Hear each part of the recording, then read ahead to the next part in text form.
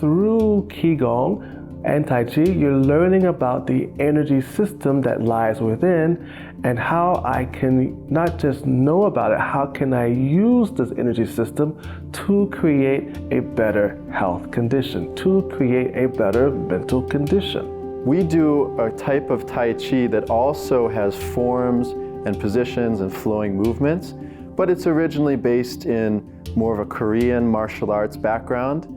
You'll see a lot of the same stances and movements, but it's called Danmudo or Qigong. Tai Chi definitely is strengthening a lot in the lower body. So most of us, lower body is very weak, upper body is very tense.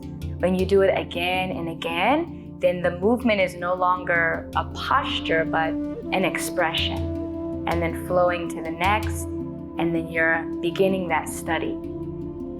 The Tai Chi that Body and Brain teaches is not necessarily follow certain form. It is about to find the form that is unique and perfect for you.